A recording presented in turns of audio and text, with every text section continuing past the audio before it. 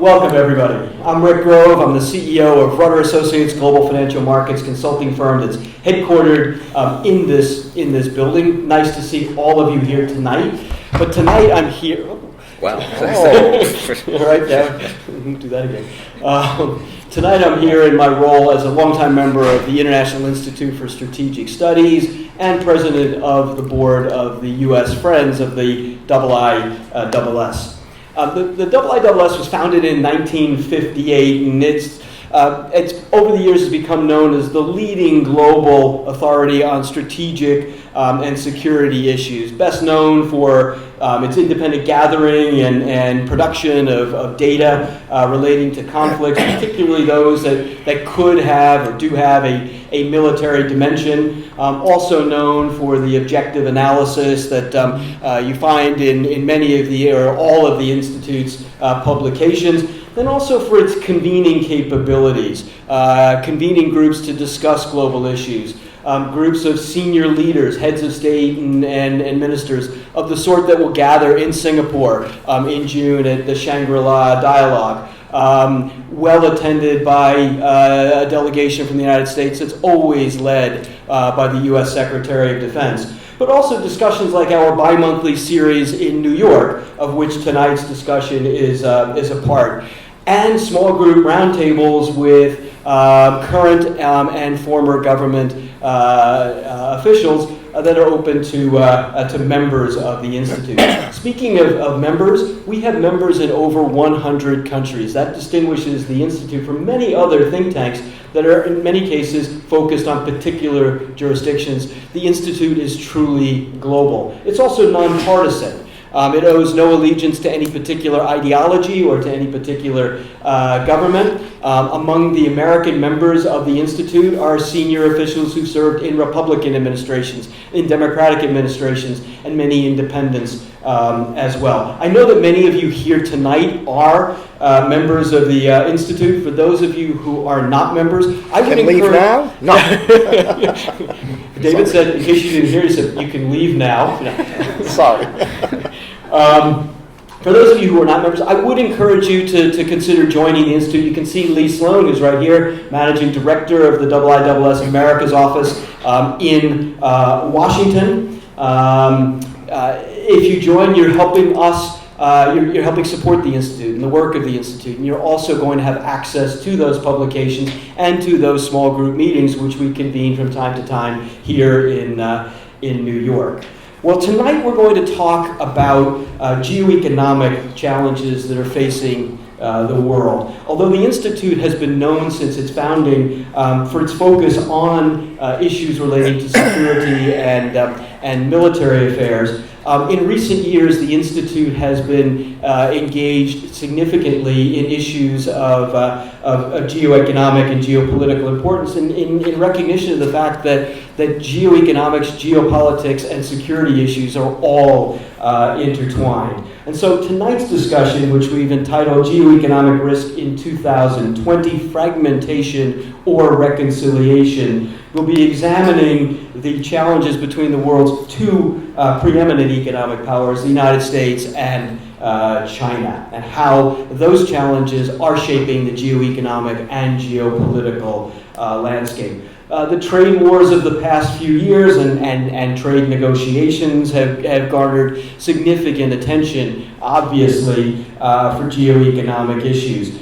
These developments have led to speculation that we may be entering into a period of decoupling of the two leading economies, a decoupling of supply chains, perhaps the emergence of distinct independent technological ecosystems. And these developments may, if this is the trend, and if those who suggest that this may be where we're heading, this trend could be accelerated by the developments relating to the coronavirus epidemic that's emanating from China but now spreading through the world. Well, I'm very pleased that we have two excellent panelists tonight. To my immediate right is Robert Ward. Robert leads the Geoeconomics, Geopolitics, and Strategy program of the Institute. Robert's based in London, where the Institute has its headquarters. And he's also Japan Chair focusing on independent research and writing extensively on issues relating to Japanese security. Prior to joining the IISS, Robert was editorial director at The Economist Intelligence Unit. In that capacity, he led the EIU's country and industry analysis and forecasting teams. Robert's also spent considerable time living in Japan. He worked for the leading Japanese credit rating agency at one point, now known as RNI Inc. Robert speaks Japanese. I also learned tonight that he lived in West Berlin before the Berlin Wall fell. He's got some interesting... Making me sound old. He's not old. I mean, trust me. I mean, many of us who remember the Cold War are not the least bit old. So, and Robert also studied in a place that some of you may have heard of. I was telling him tonight that I ran into a master's student recently who hadn't heard of this country, a country known as the Soviet Union. I kid you not. It was a scary conversation. Yeah. But Robert studied in the Soviet Union in Soviet times. Sorry if that makes you sound old. To Robert's right is David Gordon. David is a senior advisor in geoeconomics and strategy based in the Institute's Washington office. I should note that the Institute has its headquarters in London, office in Washington, and also offices in the Middle East and in Singapore. David has served in a number of capacities in the U.S. government and intelligence and as a diplomat. He worked for a number of years in the CIA, where he was chief economist. He also conducted the first U.S. assessment of the threats of epidemic disease back in 2000. That may come up tonight in his remarks. He served from 2007 to 2009 as Director of Policy Planning in the U.S. State Department, working for Secretary of State Condoleezza Rice on issues including U.S. engagement in East Asia and the multilateral response to the global financial crisis. So tonight's discussion will be on the record. Each of our speakers will speak for about 15 minutes. That should leave us ample time for Q&A. We will finish at 7:30, as we always do, but our speakers have agreed that they can stick around for a bit for those of you who have not had a chance to ask the questions that you might want to ask, or if you just want to speak one-on-one with our speakers. Without further ado, let me turn it over to Robert. Okay, thank you.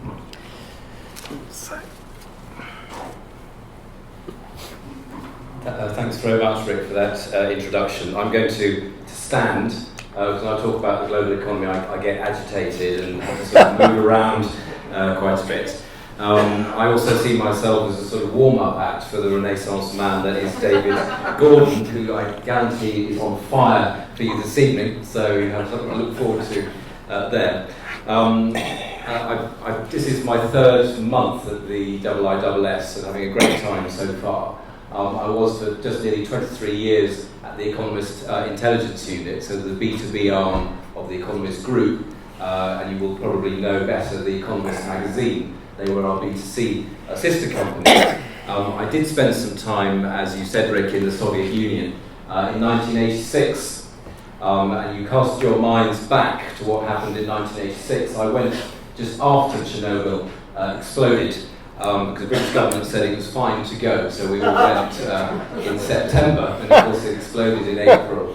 I did have a check when I got back, and it's absolutely fine, but we did spend all the time not really studying, but we sort of foraging for food and trying to eat things that hadn't been in the ground, or and avoiding stuff that was irradiated. But very interesting time, of course, because Gorbachev had just taken over, and it was a time of great hope for Soviet Union, the sort of new Russia of Gorbachev. And I think when we look at Russia these days, we look at it, we sort of forget the optimism that was there when Gorbachev first started. I'm going to sort of canter through the global economy, the sort of key risks that I think everybody should be thinking about. I've got about 13 minutes to get through the world. So I will leave some things out, but if there's things you want to ask, at the Q&A, please do. Please ask anything, we'll do our best to answer. But I will leave some stuff out, so I apologise for that. But anyway, I thought I'd set the scene by saying the world, from 2018 to 2019, the world economy, world GDP slowed. Slowed the most that it had done since 2010-11, when you had the Greek sovereign crisis and the Euro crisis in full rage. So it slowed at 18-19 was a sort of step down in growth. Even if you were optimistic before the coronavirus, you would have had broad flatlining in 2020 in growth terms. But unfortunately, I think we're looking at another sort of dip down in growth in 2020. And the key point here is that there is no fat on the global economy to absorb these kinds of external shocks. So of course, the US is going to be slowing down a little bit, partly because of what the Fed's been doing, and the cycle's very old now. And of course, the one we're going to be looking at in great detail is China, and China is set for a pretty awful Q1. And this will all pull the global economy down. That's point one. Point two is that global trade last year, so trade volumes were the slowest that world trade volume growth was the slowest that it has been since the great crash of 2008, 2009. So again, I think this year we're going to see another sort of step down in global trade growth too. So you get the message that given the sort of lack of policy levers particularly in the rich countries, emerging markets also cutting rates, the world goes into a first half of 2020, I think, in pretty sort of parlous state. And we'll be looking at China in a little bit, and you'll see why we should be worried about China. Thinking about global trade growth, one of the key things that all our clients, when I used to be at the EIU, would ask me, what about the trade war? And of course, January the 15th, you had phase one of the trade deal signed, and there was a little bit of sort of excitement about that the worst of the trade war is probably over, and we should perhaps get back to normal. The way I read it, however, is rather different. This is nothing more, in my view, than a tactical lull. So Donald Trump, he's got his eyes on November this year. He needs a win. Xi Jinping, battered by Hong Kong, Taiwan in December, obviously, trade war, slowing economy, structural adjustment in China. He also needed a little bit of time as a breather, so it was in both leaders' interests to do a deal. However, you will have seen, if you read the text of this very, very long, it's nearly 100 pages long, this deal, that there's nothing in phase one about the structural issues that are really at the root of the sort of Sino-US friction. And this is, if you think more broadly, this battle is actually not just about cars and soybeans and steel. It's about power, and it's about who sets the rules in the next 20, 30 years. And beneath that, it's about technology.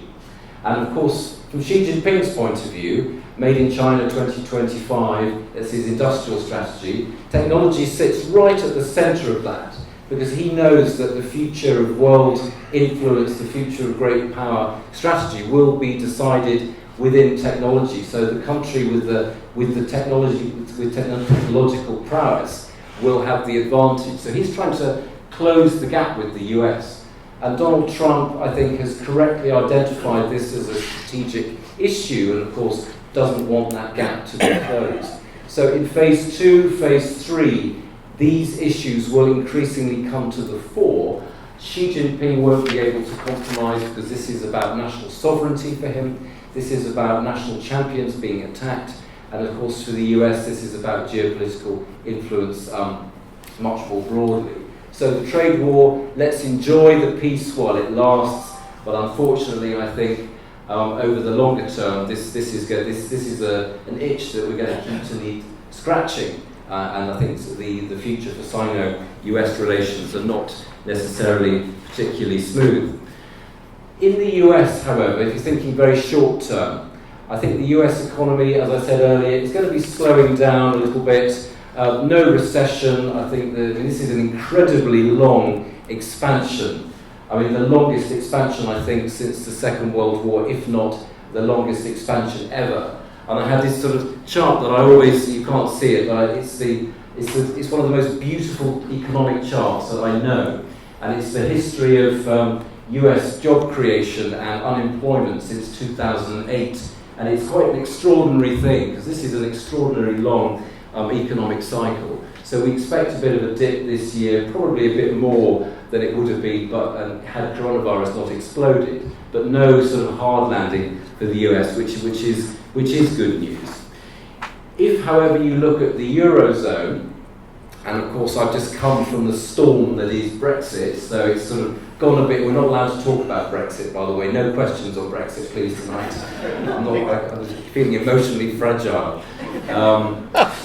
But for the Eurozone, so the UK, okay, slowish growth, quite intense political action with the EU, and that, if you're looking at this sort of the headlines between the EU and the UK, a lot of it at the moment is political theatre. So just ignore what you're seeing over the next month or 2 months. Just ignore it, and that hopefully the bureaucrats and those that do the negotiations will really get down to some decent talk and crack out a deal. If they don't, of course, then the UK has a cliff edge exit from the transition regime at the end of December. I have been stockpiling food, Prosecco, Parmesan cheese, all the sort of things I won't be able to get.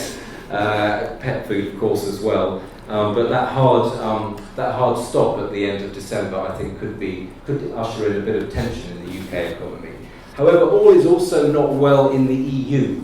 So, of course, you've got the new European Commission, Ursula von der Leyen. She's very interestingly, she's trying to scope the new Commission, the EU's new governing body, as a geopolitical commission. And this is because, of course, she sees what's going on in Russia, she sees what's going on in China, she can see all the threats, the cyber threats, all these sort of destabilizing things that are going on. She's called it a geopolitical commission, which I think is absolutely right. But unfortunately, I think her scope for action will be limited because of the populism that is still bubbling away. You look at Hungary, you look at Italy, with Salvini knocking at the government's door, you look at Spain with all its elections, you look at the populists who are not necessarily in government, but they are affecting policy. So I think her efforts will be really focused internally. So I think the EU, unfortunately, will be looking internally, trying to sort of recoup lost ground from Brexit, lost ground from the populists, and so on. There is also considerable residual financial risk within the EU, within the Eurozone. So we know about Greece. Greece's economy is shattered. Go to Athens and you'll see everything shut up, buildings are falling down, the young people have gone. This is an economy really, really stressed with decades of austerity lying ahead of it. But the one to worry about is Italy, which has, I think, the world's third largest bond market. And this is the one where you've got populism, you've got anger with the Eurozone, you've got the inability in Italy for the country to grow. If you look at the size of Italy's economy, it hasn't really changed since the country joined the Euro in 2000. Italy has a growth problem because it is sort of stuck in the German model. So this is a pressure point for the Eurozone. And also given the weakness in the Eurozone at the moment, I think QE, what we're calling now QE2, will last this year and probably into next year as well. Now the one we're all looking at, of course, is China. And Xi Jinping, since he made himself the centre of the universe in 2017, so in effect, potentially ruler for life, everything has gone wrong. Everything has gone wrong. So you had Hong Kong, you had a trade war, you had Taiwan with Tsai winning with a nice handsome share of the vote, and now you've got coronavirus. I mean, you couldn't make it up. In all his wildest dreams, he would not have expected this succession of blows to come one after the other. Why coronavirus, I think, the economic impact is going to be pretty grim. Growth in Q1, pretty poor. Probably in Q2 as well, pretty poor. More important than the economic impact is the political impact, in my view.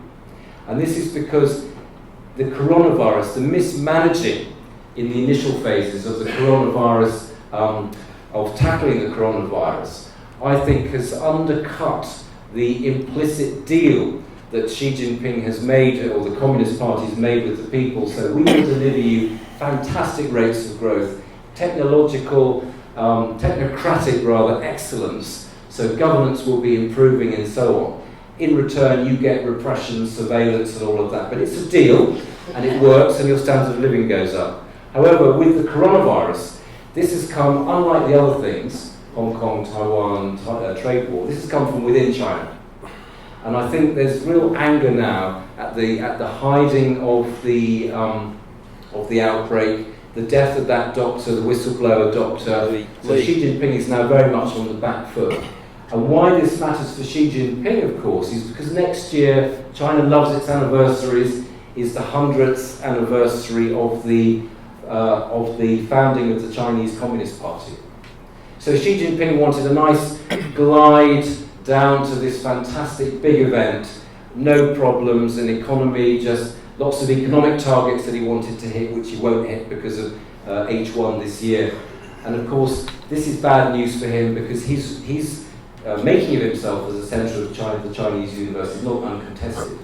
So I would expect he will be more repressive internally, more surveillance, so he'll clamp down, and don't forget what they've been doing in Wuhan and the surroundings. This is the biggest social containment ever in the history of the world, I suspect.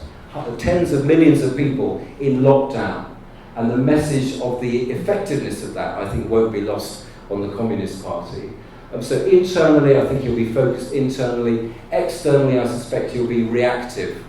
So I don't think he'll be in the mood to pick a fight with Donald Trump.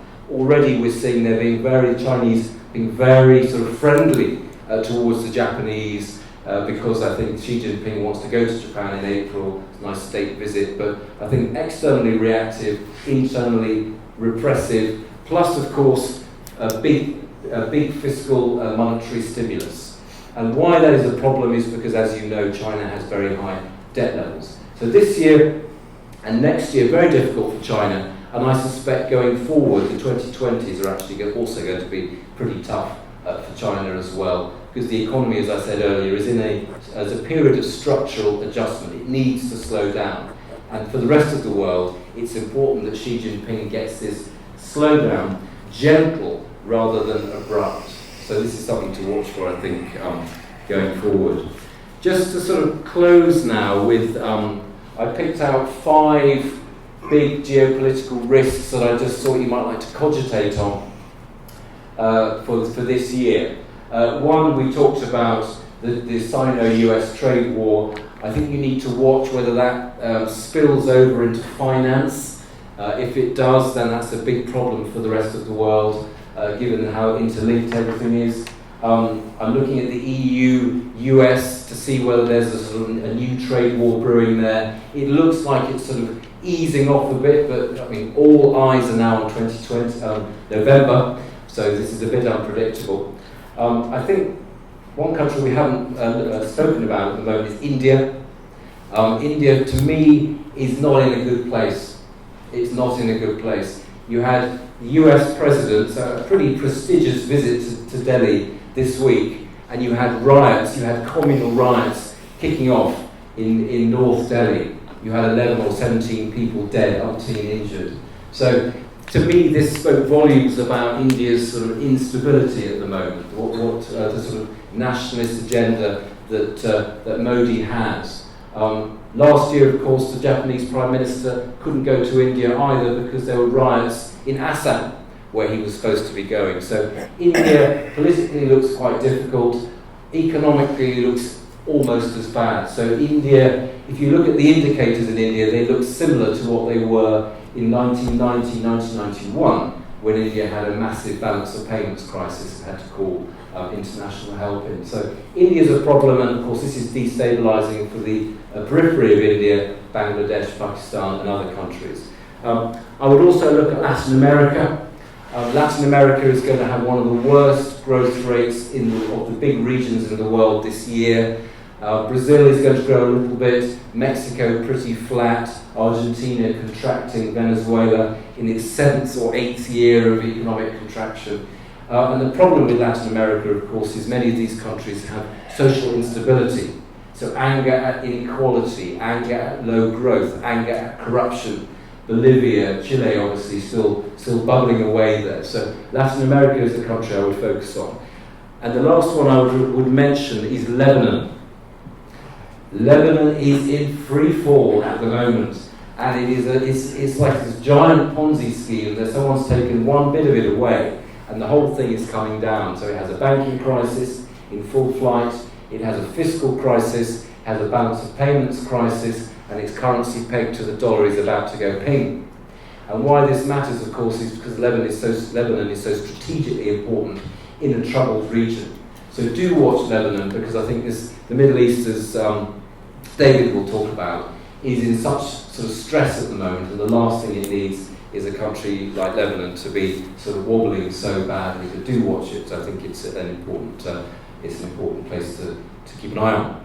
So, having cantered through that sort of constellation of happy news, I will pass you to David, who will hopefully lighten the mood. Thank you. Well, Robert, thank you very much. Before we turn to David, there are some seats. I don't like the front row either, but there are plenty of seats here. But there are also some seats a little further back. So for anybody who's standing and would like to sit, now's a great time to take a seat. Okay, no takers. All right. It's a hearty group.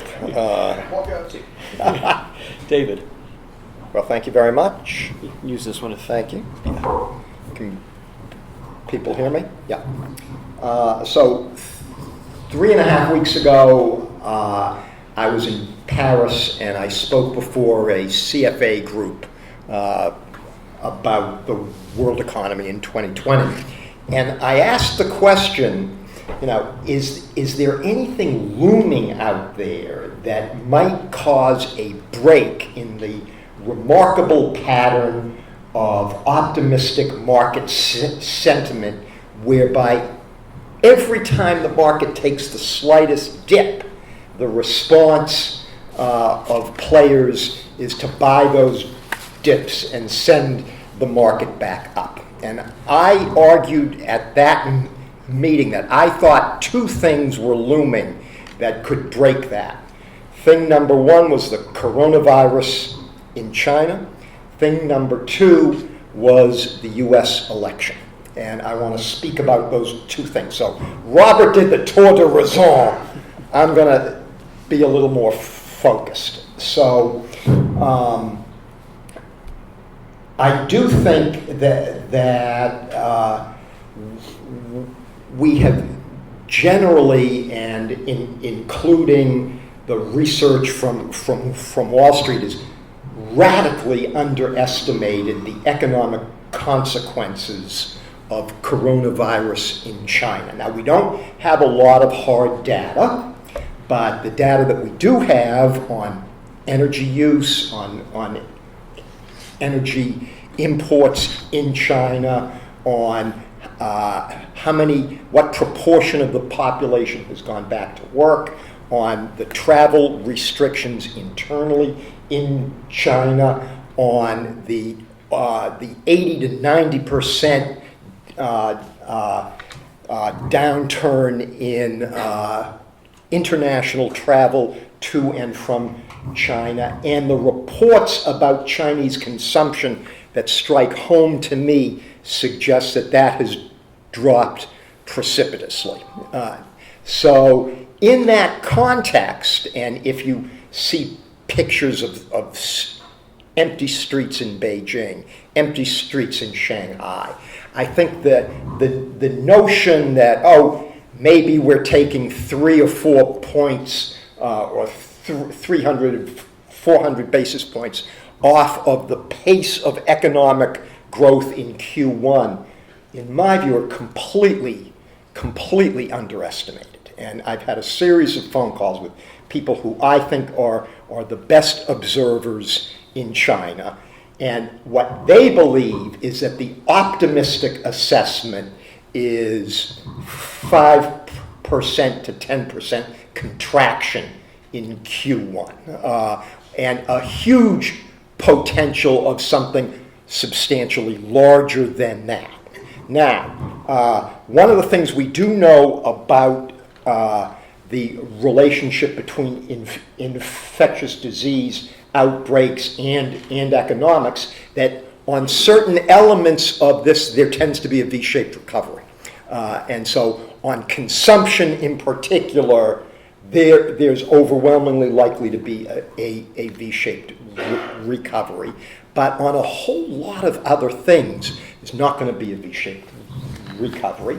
Foreign tourism in China comprises somewhere between 3 and 4% of GDP. That certainly is not going to have a V-shaped recovery. Indeed, I suspect that foreign tourism in 2020 will probably be down 80%. Who's going to go back to China as a tourist this year? Not a lot of people, I suspect. So if you start thinking about what just the impact of that would be on economic growth, even in the context of a V-shaped recovery, I think, in my view, we get nothing more than 3 to 4% growth in China in 2020. So that's a substantially weaker economic performance than the Chinese authorities expect. The interesting thing to me is that Xi Jinping has done nothing to prepare the country for this. Indeed, he's gone in exactly the opposite direction, repeating almost on a daily basis that China will achieve its economic targets and goals in 2020. Now, up until last week, China and President Xi was putting disease containment ahead of restoring the economy. This week, he shifted. So the Chinese authorities believe that the main risk is over to the point that people can go back to work, travel, that restrictions aside from Hubei province can be substantially lifted, stores can reopen, etc., etc. Now, that's a big risky move in my view, because I think Robert's right that the early days of the coronavirus, when it was political factors that prevented the seriousness of the disease from being publicized, that coincided with the onset of the Lunar New Year travel month in China, that the Chinese lost a chance to really contain the disease. If they lose a second chance at containing the disease after the extraordinary imposition of movement restrictions, again, the likes of which we probably have never seen before, that would be a huge cost to President Xi. I think he's so worried about the economy, though, that he was willing to take that risk. I'm sure. So in 2004, when I was in U.S. intelligence, we did a assessment of AIDS on the Eurasian landmass, and the Chinese Minister of Health invited me to Beijing for consultation. So I've talked to Chinese senior officials about how they approach infectious disease issues. I know what their thinking is. So I'm sure that those officials were saying, let's hold off for a little while. It looks like things are getting better, but the last thing we want is to go back too soon and lose the opportunity to really gain control over this disease. I'm I would bet a lot of money that was the advice that was being given. He did not take that advice. And I think that speaks to the fact that he's put so much emphasis here on this is not going to hurt our ability to reach our targets, that he's digging himself potentially into quite a big hole. But internationally, I think now we're in a very different environment. You could, I think, as long as we were thinking about coronavirus as having a growth impact in China, you could do some fairly reasonable estimates of how various other countries were going to be affected, how the world economy was going to be affected. But I think in the last couple of days, and I think what's taken this and brought it potentially to a tipping point in terms of markets has been the fact that it now looks increasingly that coronavirus is not going to be contained in China. And in particular, right now, the countries to watch are Korea, Iran, and Italy. Exactly. Now, Italy, of the three, Italy actually has a very good public health service, and I think that the Italians may be ahead of other countries in Europe in terms of understanding what's going on with coronavirus. But Korea is on the verge of really losing control over this. Iran is having a very, very challenging time. The Iranians are completely non-transparent. We don't know how bad it is. And in my view, it's absolutely implausible that in continental Southeast Asia, in Laos, Cambodia, Vietnam, Thailand, there hasn't been a lot of infection in those countries. So it's much harder now to think about what the potential economic impact could be, because the story is now not just a China downturn impact on the rest of the world, which is something that was reasonably straightforward in understanding. But it now speaks to this going more broadly, but it gets to Robert's point that the world economy was already on very, very fragile footing. And might you get a set of market moves that challenge the psychology? So the market lost a few points on Monday. There was buying for 20 minutes yesterday, and then it went down again. Today there was buying for 2 hours, and then it went down again. And those of you who recall some of the first days in 2008, there was, before the real serious downturns hit, that was something of the behavior pattern in the markets back in 2008. I don't think this is 2008, but I also think that the optimistic market sentiment was completely disconnected from the realities that Robert was talking about. So I think that the expectation obviously has been that central banks, including the Fed, would be willing, able, and successful in doing whatever is needed to keep the status quo intact. Once belief in that begins to be broken, then all sorts of things could happen. Which brings us to the U.S. election. So when I talk to people in the business and financial community here in the United States, and I'm half time at IISS. I spend the other half of my time in a commercial advisory role. My sense is that business people, financial people, believe that that President Trump's likelihood of being reelected is somewhere between 80 and 90%, and if indeed Senator Sanders is the Democratic nominee, that number even goes higher. Well, maybe, but I suspect not. And that's where that's the first element of U.S. election risk. So, the chances right now of Senator Sanders being the Democratic nominee, in my view, are probably around 4-1, 80% for the following reasons: that he's done fairly well. Actually, the first election he really did well in was last weekend. He didn't do all that well in either Iowa or New Hampshire.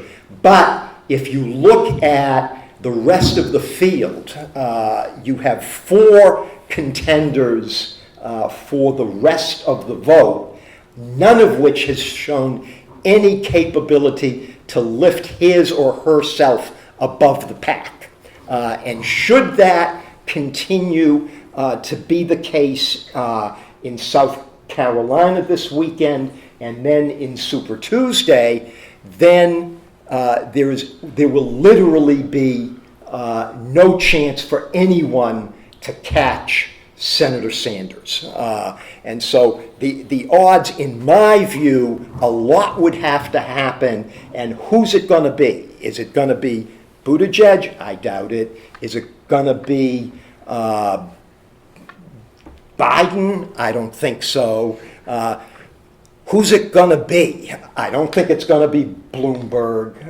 He's performed really poorly in two shots on the debates. So I do believe that Sanders is likely to be the nominee. Now, the base case here, definitely that if Sanders is the nominee, especially President Trump, probably going to win. The Democrats believe that the U.S. has moved substantially in a more progressive direction. Polling, there's a long history of very simple public opinion polling that asks voters, do you identify yourself as a moderate, as a liberal, or as a conservative? And the relationship between liberals and conservatives has been remarkably stable over the last 20 years at about 1.5 conservatives for every liberal. So that's why I think that Senator Sanders is not going to be very well placed to replicate what President Trump did in 2016. On the other hand, you now have this huge economic wild card that before coronavirus, people were talking about the possibility of a cyclical downturn, but that would not have affected labor markets or consumer confidence. If you have a market event, you could affect consumer confidence. If you affect consumer confidence, you can affect labor markets much more quickly than in a cyclical pattern. So, is President Trump likely to get reelected? Absolutely. Does he have a 90% chance of doing so, even if Bernie Sanders is the nominee? I don't think so. Will Bernie Sanders act, if becoming president, will Bernie Sanders act in a way that is consistent with the themes that he's been portraying on the campaign trail? I see no reason why he wouldn't. And if you look at what he's been doing in terms of preparing, what he's been doing is studying the Trump administration's use of executive orders and the Obama administration's use of executive orders, knowing that he won't be in a position to make dramatic changes and get them through the legislative process. So I think that market risk is real. It's real on coronavirus. It's real on Bernie Sanders as a potential upset winner in the 2020 election. And I think those elements over the coming months will percolate through, and the markets could be in for a very wild ride. Thank you very much.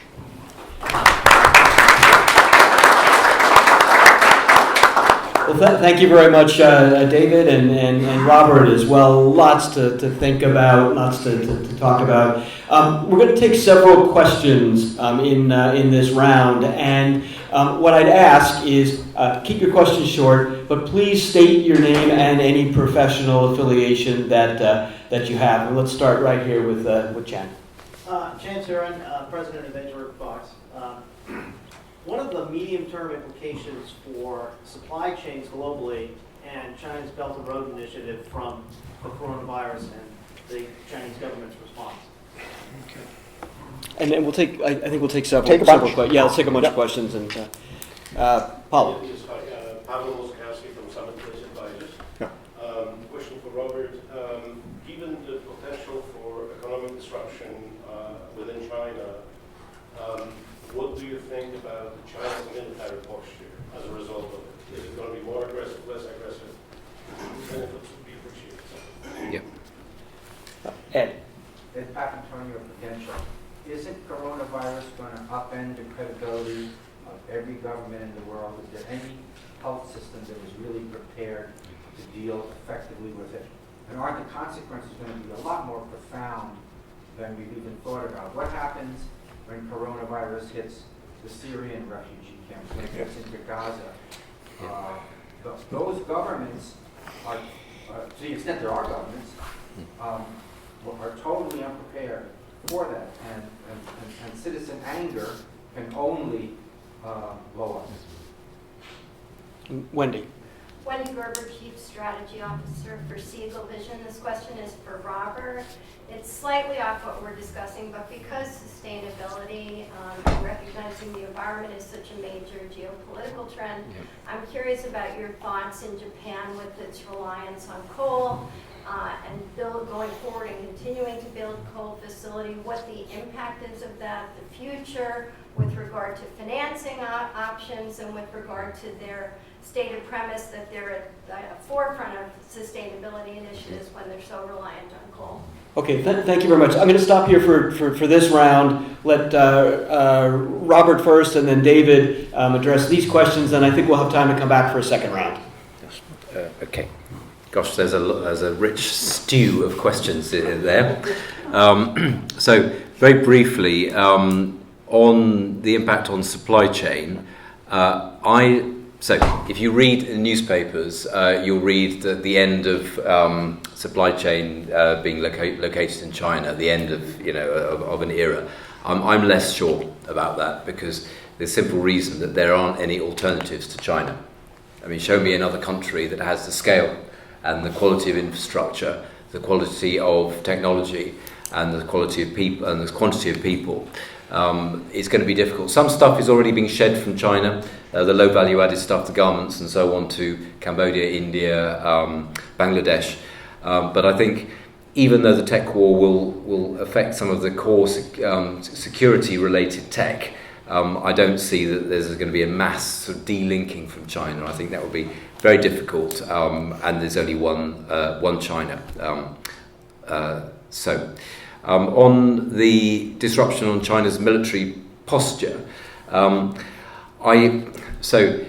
it's an interesting question because it goes to the heart of what geoeconomics is about. So if every dollar you spend on a bomb is less you don't spend that on a school, and China has quite significant economic social problems, and it needs money spending at home as well as abroad.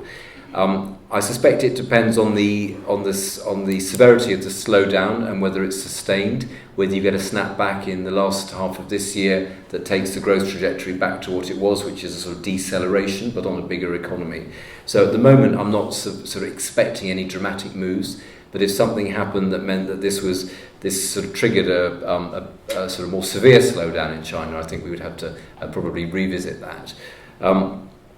I think the credibility of governments, I think that's another interesting question, because you have throughout the world, if you look at last year, you had unrest in, as we've said, Chile, in Lebanon, in India, other places as well. This was a sort of global phenomenon, sort of anger going globally. France as well with the Gilets jaunes. So I think there's a crisis of trust in institutions, and I think you're right that this depending on how individual countries cope with this, to a greater or lesser extent, this is not going to make that any better. And I'd always come back to China, because I think there the stakes are very high for the government, given how much Xi Jinping has sort of portrayed himself as being in control.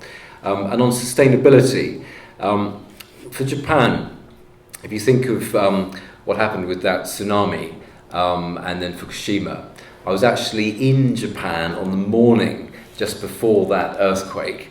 And I remember standing in front of Tokyo Station. I just had an event, standing in front of Tokyo Station.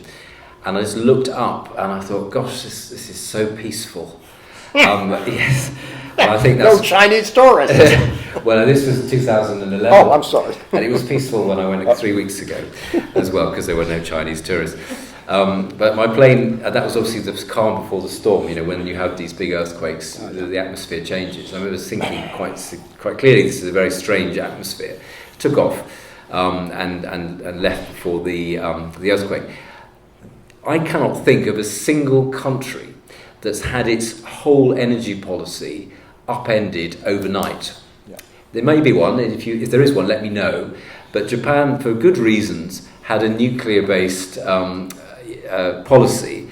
One may like or dislike nuclear. I think that's separate from the fact that Japanese government recognised it has no local resources. It's got coal, which it didn't want to use, and now, of course, it's reactivating that. So I think for Japan, given the opposition to nuclear, and given their complete dependence on the Middle East, 90% of their oil comes from the Middle East. That's a very high amount. Of course, they're looking for other means of energy supply. Ultimately, I think they will probably have to come back to nuclear in some respect, but it's politically so off the table probably for the next generation, given what's happened in Fukushima. So, a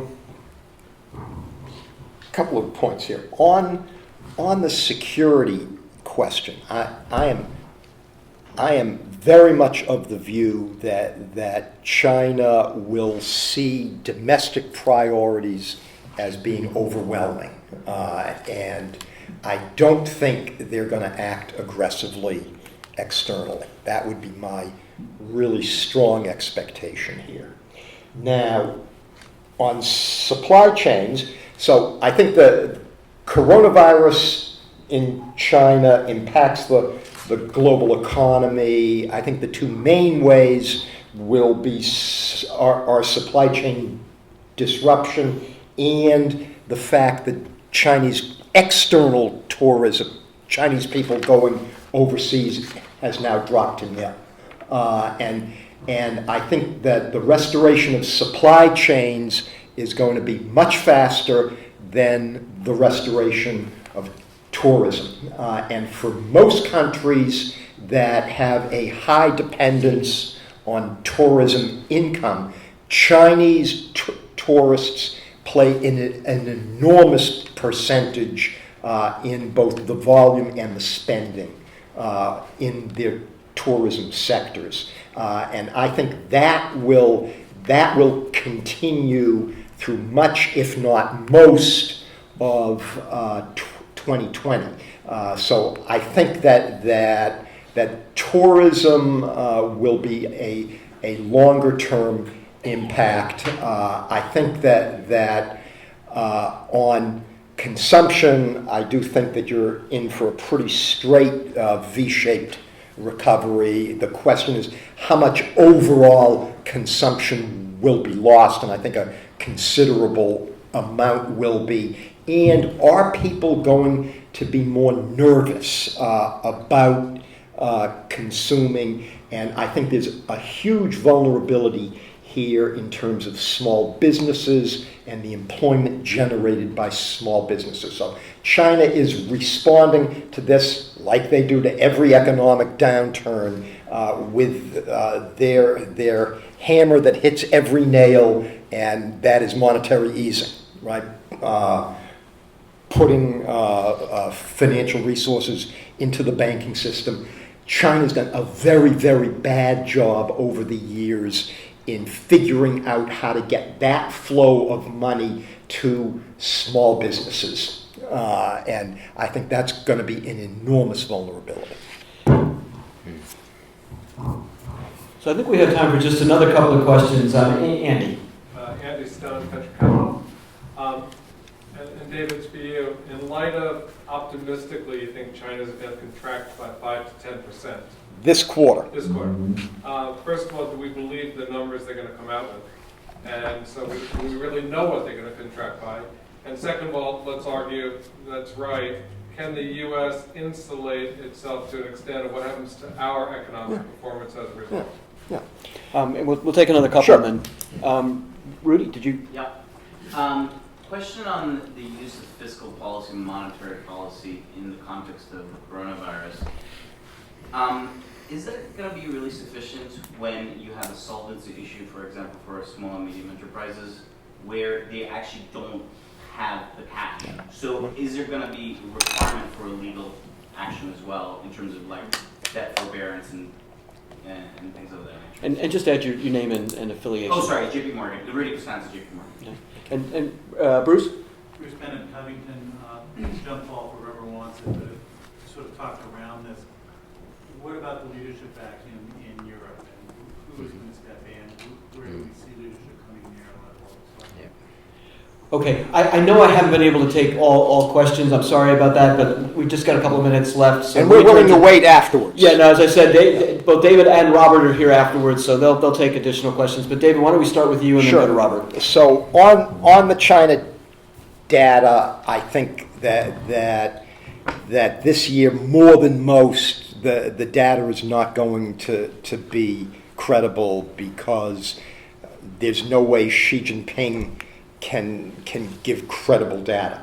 I think we are going to be able to see what the impact one of the major ways we've been able to judge economic growth in China in recent years is what's happened on the trade accounts with China's main trading partners, and that's given, I think, a pretty good idea on what growth levels in China are. I think we'll be able to do a similar thing this year. So I think we will be able to see an impact. I think that right now it looks to me that probably couple 0.2%, maybe even a little bit more of that off of economic growth in the U.S. in the first half of 2020. I think that's probably I would be very surprised if the China impact was larger than that, but then we don't know now on what the impact from elsewhere is. And of course, all of this could be swamped if you really have a loss of market confidence. So the leadership vacuum in Europe. So all eyes on Germany, obviously. Did you want to? I didn't talk about fiscal and monetary policy. I agree with you. I think there's going to be a lot of efforts on the debt side, but I think what we're going to see in China is that China's really paid a lot of attention in recent years to cleaning up the bad debt issue. That will definitely now take a back seat. I don't think there's going to be, I think they're going to realize that just flooding liquidity in has only a marginal impact, but I think there's going to have to be state-based actions to address an economic emergency. So On Europe leadership, obviously all eyes now on Germany. Angela Merkel, well past her sell-by date, in my view, should have been. Well, I mean, how long has she been there? 16 years? I mean, that's a long time to be in charge. And Helmut Kohl was sort of similar, wasn't he? Long longevity, very high there. But the problem with her now is that she doesn't really have any new policy ideas. She's got another sort of 12 months or so she's hanging around.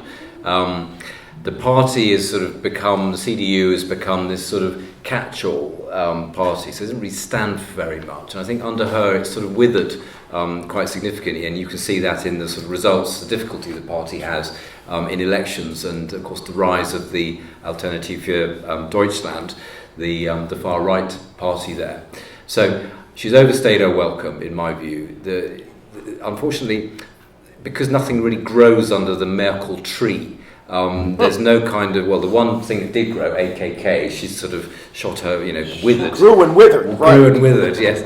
So she's sort of, gone. Still defence minister, but gone. So there's a few people, all men, that are sort of trying to succeed Angela Merkel, and they're all kind of. I think they're going to take the CDU in a sort of different direction, sort of slightly harder direction. I don't know what sort of impact that's going to have on Germany. But the EU, I mean, needs a strong Germany, particularly now that the UK as a kind of moderating voice is gone. And so it's going to be very important who takes over from Merkel. Macron sort of fancies himself as the sort of leader of the EU. But he kind of rubs people up the wrong way. And I think his ideas for reform in France are absolutely right, but he's had difficulty selling those ideas. And of course in France, all reform is very difficult, particularly pensions, which are very generous. So you get all these sort of battles and strikes and so on. So France is very difficult to reform.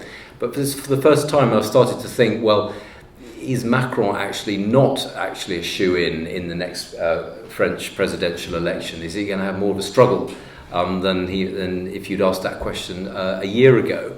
And then you look at Italy and Spain and those other countries where the leadership is quite fragile. So the question is a very good one, particularly given the need for the EU to reinvent itself post-Brexit, to reform and sort of head off all of these sort of centrifugal, what's the sort of outward, fragmentary forces that are sort of lurking there. So all eyes on Germany, but the CDU, I think, is in quite a weak position post-Merkel.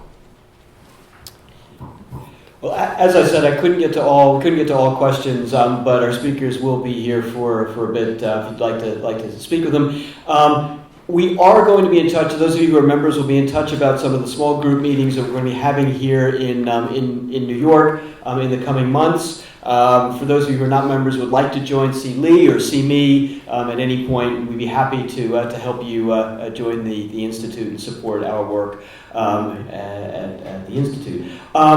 We have a couple of very interesting of these bi-monthly discussions coming up. We'll be in touch sometime in the coming weeks about the next date. We don't have it set quite yet. But for now, let me just have you join me in thanking our speakers both for the breadth of the coverage tonight and the insight that they gave us.